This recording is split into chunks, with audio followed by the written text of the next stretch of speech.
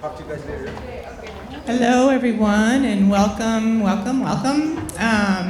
It's going to be a good night. You all have to get up there to see the show because it's pretty great. That's all I'm going to say. I'm not going to give away anything, but it's pretty great. First of all, I would like to thank you all for coming and supporting us and supporting Elizabeth and this Artist in Residence program that we have now through the Expressive Arts Department. But also, I would really like for my assistants to stand up. Thank you, Alex, Jasper, and Kate.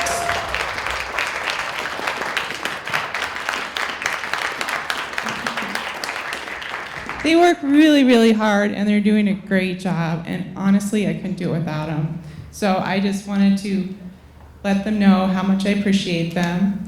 And if you don't know who I am, I'm Jill Winburn. I'm the Francis McCray Gallery director. Kind of feel like y'all know who I am now.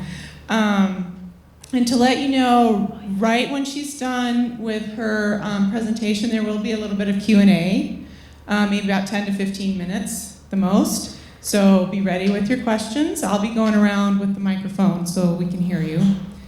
Okay, and now to introduce Elizabeth. The Expressive Arts Department is excited to reintroduce its Artist in Residence program, welcoming this year's resident, Elizabeth Gerdeman. Her exhibition, A Weather Eye, presents a fresh, playful, and thought-provoking exploration of the ever-changing atmosphere around us. During her residency, Elizabeth has engaged with students as a guest lecturer in art classes, sharing new perspectives on artistic practice and career development. A Weather Eye showcases a dynamic mix of individual and collaborative projects, offering multifaceted insights into our relationship with the environment. And here now is Elizabeth.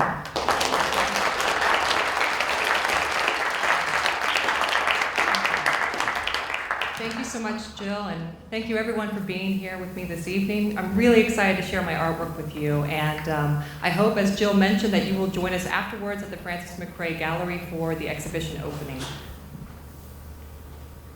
Okay, so just to give you a brief overview of my presentation, which is divided into 3 parts, and it should last for about 30 minutes or so, I'm going to discuss various aspects of my artwork and research, especially how I work with painting as an expanded practice that is more interdisciplinary, with a focus on atmospheric studies and site specificity.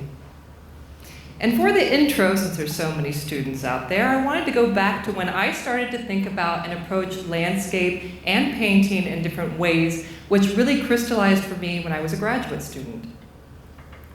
So I was initially inspired by experiences that I had in the house paint section of home improvement stores, which, as you probably know, is filled with paper paint samples, each with a specific name and a number.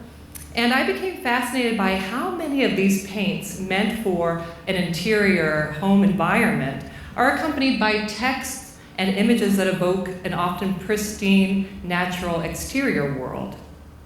Such as this campaign by the company Valspar. It's titled, "The Beauty Goes On," showing, quote, breathtakingly beautiful nature scenes with a square missing, which appears as a paper paint sample at the bottom of the advertisement. The marketing director for this campaign said, Valspar is one paint company seeking to utilize emotions rather than color. They further state that when we asked consumers, they told us that painting is an emotional journey with lots of highs and lows. Soon thereafter, another paint company called Olympic Paint also unveiled new collections as part of an alliance that they had with the National Audubon Society. And a quote from this campaign states that it allowed consumers to bring the brilliant hues of the natural world indoors, providing a connection with the landscapes that inspire them. And additionally, each brochure features a corresponding paint color sample with names such as Alpine Valley or Quaking Grass.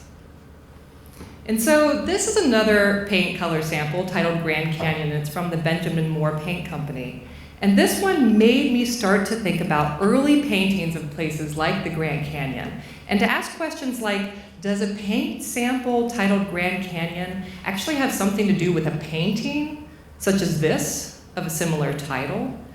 Are advertisement companies aiming to evoke similar emotional responses in their viewers as the 19th century romantic painters of the sublime American landscape? How does this compare to adapting the sublime as an aesthetic and experiential point of view that somehow requires a sufficient distance from the actual dangers of nature in order to find it pleasing in its overwhelming vastness? And thinking about how, in the course of the 19th century, nature at its sublimity also came to be seen in nationalistic terms, where nature was emblematic of America's size and strength, its cultural and economic potential, as well as its materialistic potential.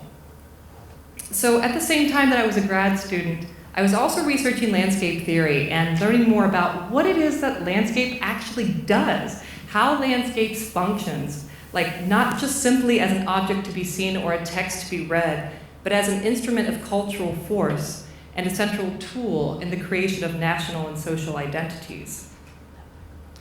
And in this influential book for me, Landscape and Power, there is W.J.T. Mitchell's theses on landscape, which consists of 9 points, and I'm not going to read all of them, but just the ones that stand out most for me, which are numbers 1 and 4. Landscape is not a genre of art, but a medium. Landscape is a natural scene mediated by culture. It is both a represented and presented space, both a signifier and a signified, both a frame and what a frame contains, both a real place and its simulacrum, both a package and the commodity inside the package. So all these aspects translate in my work as an examination of the often conflicting ways that we conceive of the natural world, through which I'm questioning how images combining landscape and architecture influence the contemporary value of nature, home, and sense of place. And furthermore, asking what is the critical position or role that painting plays in all this? So my artistic approach is multidisciplinary. I work with a wide range of materials and techniques to create mixed media paintings or intimate works on paper or large-scale installative environments. Sometimes my work manifests as wall paintings, amalgamations of forms and colors that might be appropriated from some of the romantic American landscape paintings that we just saw. In some works, I might focus on relationships between landscape and emotions, such as fear and the role of exaggerated perceptions of the world around us. Or the paint colors and forms that I choose could be directly linked to the place where the artwork is installed.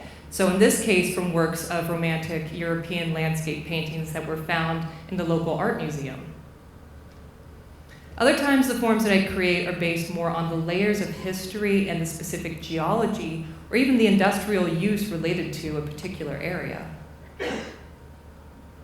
I also keep gleaning visual cues and materials from the home improvement industry, which also continues to use images of nature as a design element and a branding tool.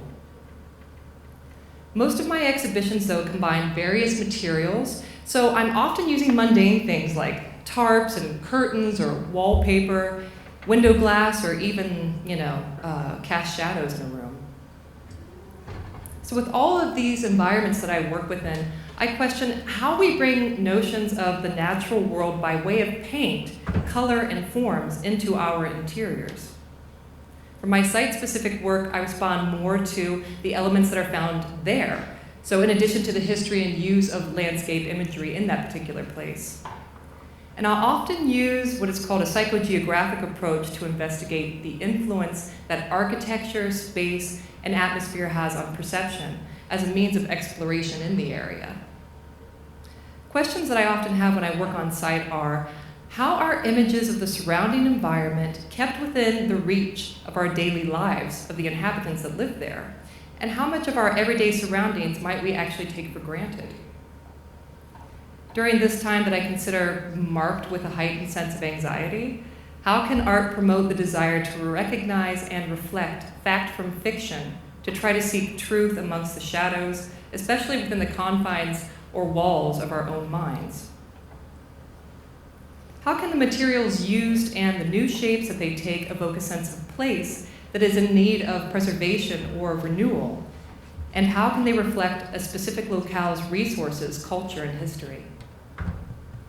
So I'm continually fascinated by intersections of nature and culture, where my interdisciplinary practice of painting, installation, and site specificity continues to evolve from experiences in these varied and complex areas of the world.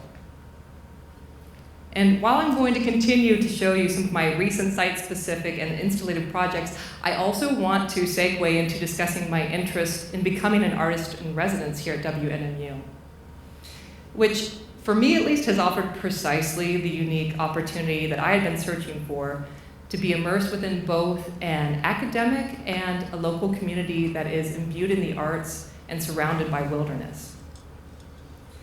So during my residency, I've embarked on projects that attempt to blend atmospheric sciences with traditional nature-based practices rooted in weather lore, where I've utilized the local environment and community insights, and where I've been researching and incorporating images, materials, and associated narratives that reinforce an intimate relationship to environment in place here. As much as I can, I'm also trying to use a hands-on approach to the surroundings where the new body of works that I create attempt to evoke emotional responses and to draw attention to the beauty and the fragility of the landscape here. I also try to incorporate collaboration, community engagement, and site specificity in addition to using traditional two-dimensional and three-dimensional media as platforms for local explorations of historical, current, and forecasted environmental conditions. I also try to focus on using abstraction when approaching subjects of weather and landscape. I see them as a powerful way to convey emotions and perceptions that transcend realistic representation. I'm also utilizing natural processes in my paintings, such as freezing, melting, drying, methods that introduce unpredictability and spontaneity, really allowing the weather and the environment to influence the artwork's surface, its texture, its color, its form. This approach emphasizes themes of change and impermanence, but it also invites viewers to appreciate the transformation that occurs during the creative process and to consider how these aspects might have affected your own personal experiences in nature as well. I also combine aspects of landscape and architecture, reflecting the relationship between nature and human design, and inviting interpretations that explore the fragility of human creations in the face of nature's forces. I'm also working with found, discarded materials that enhance the tactile quality and history of the work.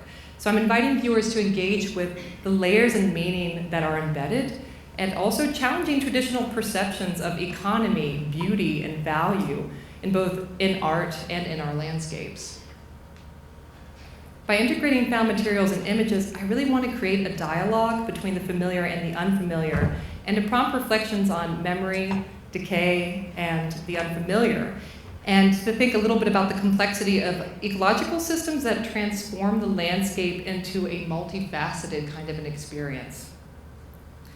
So I've also endeavored to embrace transdisciplinarity and communal learning, and to create and collaborate with students and faculty here, and to engage with the greater Silver City community on matters surrounding the production and mediation of weather knowledge. So with the new artworks that I've created here, as with all of the previous projects that I've been showing you during the presentation, I'm really in search of a spectrum of rejuvenation and renewed perspectives, where I ultimately ask, in what ways are we already tied to our environments, and how do we envision our relationships with these environments in the future?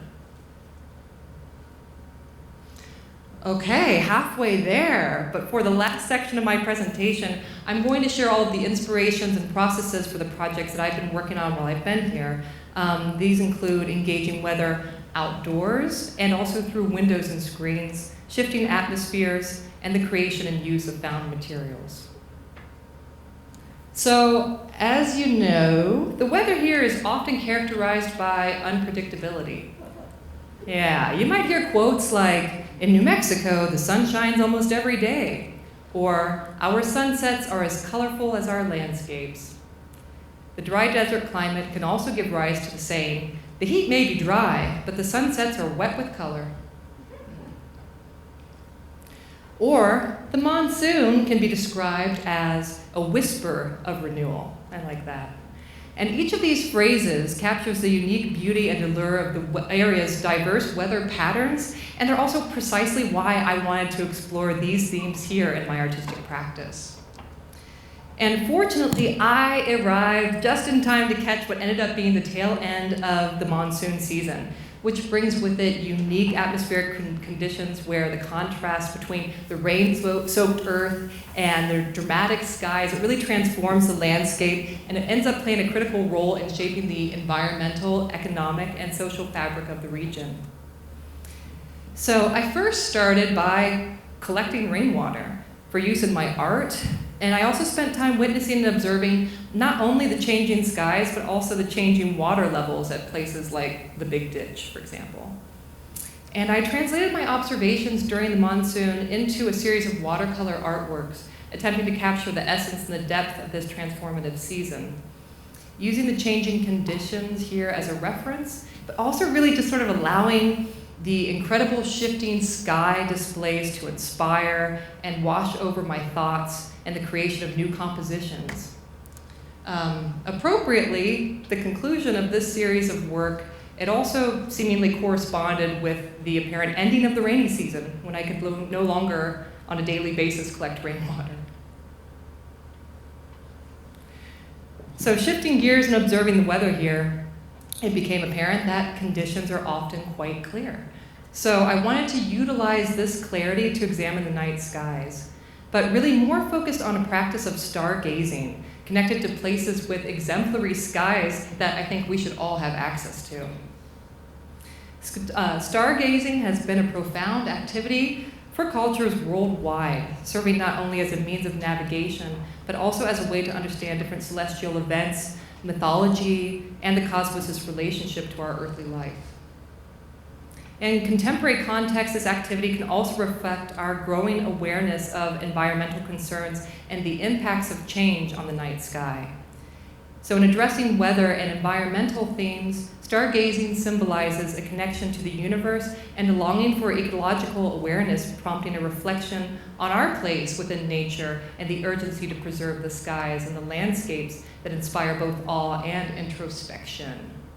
So this new series of works on paper that I created with fleetingly impulsive abstract washes of color and dustings of pigments is inspired by the varied attitudes of the night and all of its myriad associations, such as fear and melancholy, supernatural, future predictions and past events that are viewed in present time. All these odd moments of wonder that continue to connect and inspire, and to evoke a sense of wonder amidst the profound changes that our environment is undergoing. Reflecting on the fragility of the natural world and inviting viewers to contemplate the beauty of the night sky, but also to question its accessibility and its permanence, where we might be losing our connection to the cosmos, so also urging a reflection on the significance of preservation. So from sky, now back down to earth, with the other series of works that I created, I wanted to continue trying to integrate materials that were found locally, such as using native plants and pigments, and also collecting found and donated fabrics and paint products that have been used here, mostly acquired in thrift stores, and then working with different dyeing and staining techniques, so experimenting with both natural and synthetic dyes and natural and synthetic fabrics. And I've begun integrating this more and more into my own creative practice, using processes of staining that reflects and builds surfaces with the colors and the textures of the exterior outdoor environment, and then combining them or allowing them to be influenced with my household products, like these materials such as curtain fabrics or interior paints. And this has been an ongoing component of my process here as well, just sort of seeing how the moments and weather change, and if I can try to capture some of this in my work, emphasizing the emotional and sensory responses to various environmental conditions, and inviting viewers to experience the ephemeral beauty and mood shifts that are inherent in the atmosphere. So wanting to reflect and honor my surroundings and imbue these found materials with forms and tones from the environment, but also transcending realistic representation and tapping it more into the essence of weather phenomena, wanting the abstract artworks to reflect the ephemeral nature of weather conditions, transforming textile into a medium that can encapsulate atmospheric shifts. Also, utilizing various methods of painting applications to reflect natural resources, such as sunlight and air. So blending hues and layering forms, capturing pigmented particles, and mirroring the unpredictable shifts in weather and in light. Wanting to evoke the vibrancy maybe of sunlight filtering through clouds, or the subtlety of twilight, transforming momentary experiences into visual imagery that reflects fleeting conditions that are constantly in flux. Or wanting to capture vivid colors of clear skies, or twilight on boundless horizons, encouraging focus on the elements of light and space that bridge the familiar and the ethereal, while also symbolizing infinite possibilities and perhaps their unattainability. Where one composition might utilize sheer, translucent fabrics, layered to create a sense of depth and mimicking the way that light filters through the skies, and another piece, heavier, roughly textured fabric, enhances a tactile experience and reinforces themes perhaps of resilience and transformation. All of these paintings were created outside. They were dried on cracked surfaces of parched earth. They were burnt by exposure to fire. They were soaked in puddles until the liquid evaporated. They were strung up against ferocious winds, or they were pinned under sheets of ice until they melted. Embracing all of the intricacies of these processes and the ways that weather shapes the landscape and alters our perception. So these abstract paintings on sheer fabrics then become a tactile exploration of screens and filters of our surroundings, inviting viewers to engage not only with their layered colors and textures, but also with how we sense and how we make sense of our build and our natural environments, and our roles in responding to the contemporary conditions in which we find ourselves.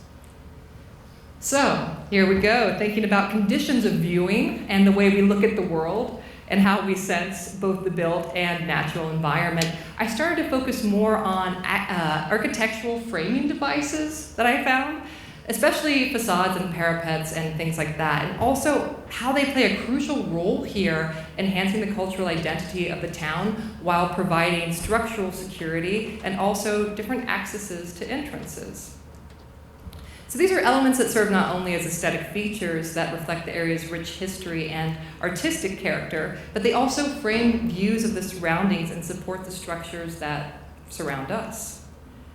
Enhancing cultural identity and often incorporating local materials and design motifs, reinforcing a sense of place and encouraging a dialogue between the historic architectural styles and their present functions. So these unique facets, I think, encourage us to pay more attention to the interplay of our interior and exterior thresholds, and to consider the ways that color and form, as well as support systems and types of openings, may influence us. And I became increasingly interested to research these elements and to think about how things like sills and moldings and building ornamental designs actually create visual continuity and harmony. They celebrate craftsmanship and artistry, and they invite interaction with the outside and inside worlds that we occupy. So I wanted to honor these impressions of these forms within the exhibition, and so these very modest structural supports of repurposed wooden remnants that I painted in twilight gradients offer subtle references to elements that are found in the area, and the vibrant historic blend of architectural styles and accessible materials, an eclectic mix and use of what is already available. Also, they provide a support for the paintings that are untethered to a traditional rectilinear stretcher frame, allowing these paintings to remain textured and tactile, also for them to be displayed in a relatively unfixed and slightly insecure manner, where adjustments and repositioning are flexible, and it also encourages an unfixed, changeable way of thinking and frames of mind. Another structure I found incredibly interesting in the area, the high curbs that are a distinctive feature of the historic downtown district. I mean, unique in their design, which reflect experiences of variable weather conditions, they are perhaps one of the most prominent epitomes of our relationship to extreme weather conditions in the area, if you think about it. They also foster a relationship with the landscape by delineating human-made spaces while also facilitating dialogue about planning and sustainability. They serve as physical reminders of the town's history, and they influence social interactions and community identity by shaping how the environment is navigated and how we might engage with one another amidst these architectural features. They are also significant in that they create unique vantage points, which made me think about the use and the history of pedestals in museum and gallery displays, with the role to protect, but also often to act as a kind of a barrier between people and art. So to put something or someone on a pedestal implies an elevated sort of a status. Yet these iterations in the exhibition, which are placed on the floor and they are meant to be sat on, bring things down to a ground level viewpoint, their foundation, where we might acquire another perspective of the whole picture. Being able to place ourselves on a pedestal, we might also consider our own personal empowerment regarding the forces that surround us. So, for the end of the presentation, I want to shift focus to the collaborative projects in the exhibition, and the first of which explores weather through its symbols and its patterns, and how these aspects hold significant power, influencing our daily lives and the narrative of stories of nature that we share. So symbols like sun, rain, clouds, and wind are not just visual cues, they also represent the dynamic forces shaping our world and can be used to convey meaning and emotion from these very simplistic forms that are shown here to more complex iterations. So this is why I wanted to address the use of weather symbols that are not just decorative or functional, but they have a history that's rooted in meaning, beyond an indication of just which way the wind is blowing, but also represent and honor cultural beliefs and perspectives.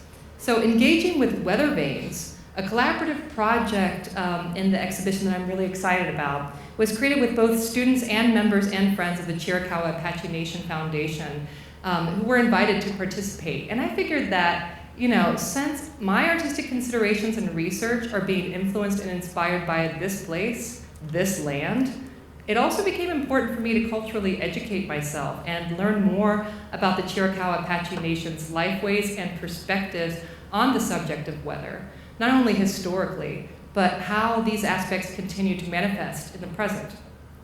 So participants were asked to contend with weather vanes, which historically often represent legacies of colonialism, by countering these historic tropes with their own approaches to image making, storytelling, and creative expression, to include visualization of symbols that are rich in meaning and venerate the importance of traditional knowledge and values. Creating agency through new alternatives to weather vane-inspired works that are displayed within the exhibition. And I'm just so excited to see these pieces combined with the colored fabric works and within the architecture of the skylights in the McCray Gallery. For the last project inspirations that I will share with you, I want us to think again about the cropped and outlined views that surround us, how windows and other framing devices really play a pivotal role in shaping our perceptions, providing context and delineating boundaries that influence how we interpret information and experiences, how windows serve as a literal and metaphorical portal, allowing light and air and views of the outside world in, and impacting our mood and sense of connection to our environment.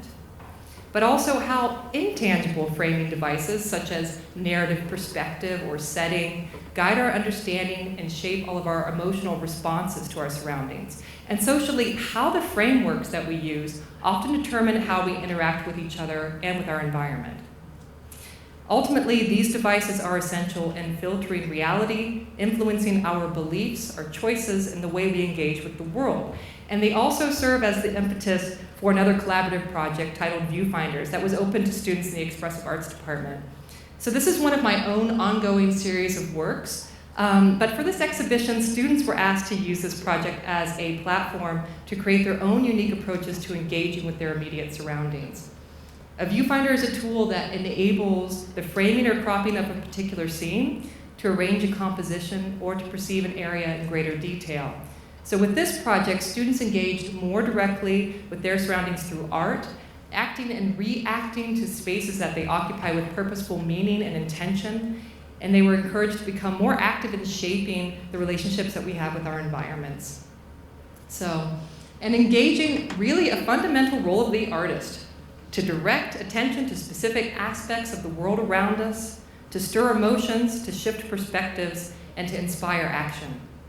The works created by students for this project are on display in the exhibition, I think, as an apt introduction, setting the tone for mindful engagement with the scenes before us and enhancing our awareness and appreciation of the intricate dynamics between ourselves and the world that we inhabit. So thank you so much.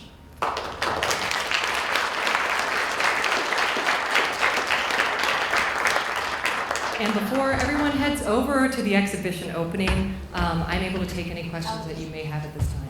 If anyone has a question, raise your hand so I can get the microphone to you.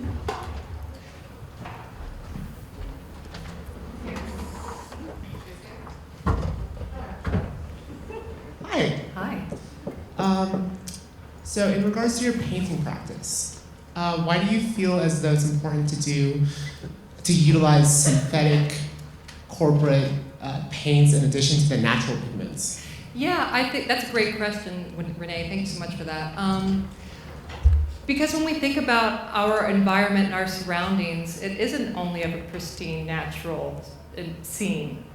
And I think it's important for us, the more that we realize the materials and images that are in our environmental surroundings and whether or not we want to have them as part of our lives, then I think that becomes more important too for us to think more about our role in our surroundings and the things that we fill it with.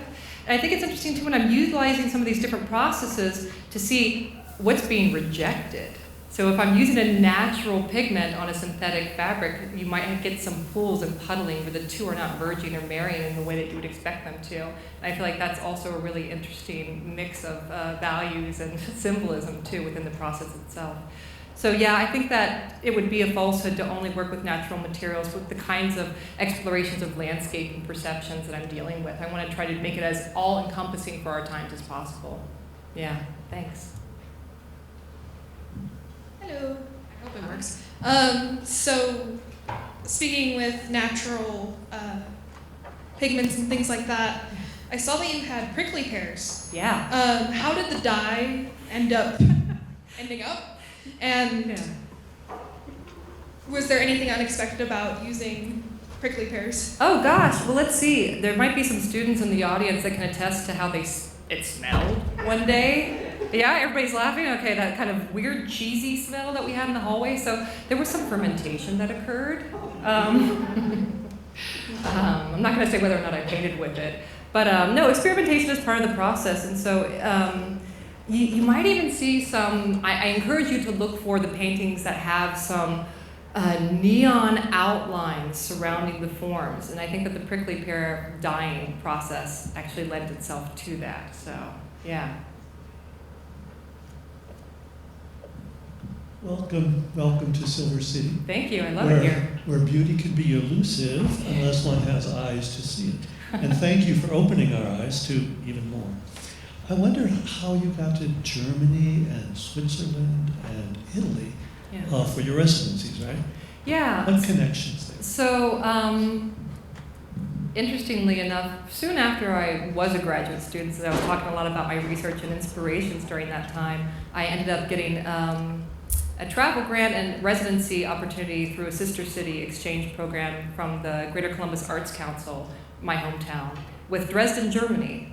So with this exchange, I did a 3-month artist residency, and then I was a visiting assistant professor of painting and drawing at Ohio University when I returned. And I kept thinking, I wasn't quite done with that region of the world yet. So as soon as I could, I tried to go back to continue my research for about a year, and then about a year turned into 13.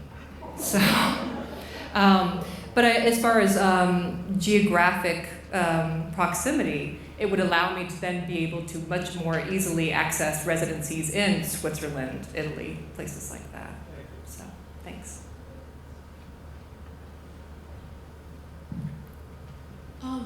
Are you at all worried about the aging of your of this Weather Eye project? And if so, was that part of the goal, is having it age, or do you want a certain degree of preservation? What a great question. Yeah, because I am dealing with aspects of preservation, fragility. I think it's going to be interesting to see how some of these more fragile works will age over time. If they will sort of break away from their support structures, fall apart, bleed into, I don't know. I think it's interesting. I tried as best as I could when I was working, at least initially, with the watercolors when I first came here, to have very good watercolor paper and excellent watercolor pigments, but I am working with rainwater. So let's see how that mixes and how that binds and what sorts of things and particles might be like embedded within that now. So it's going to be interesting. Yeah, for sure, for sure. So I have a question. So Yeah. you're not worried about the preservation thing then? Like, No, I mean, it's a concern and it's something I'm thinking about, but it's also something that I feel like it's the beauty of the process of seeing what is the trajectory for us and the materials that we're using. And I think that sort of lends itself to me wanting to not only create fine art, but art that's mundane, art that's used in daily practices and working with those materials. That is a risk, but it's also a reality of how we deal with our environments. Anybody else? We have time for one more? Going once, going twice? Okay. Thank you everybody for coming, and let's give her a big hand here.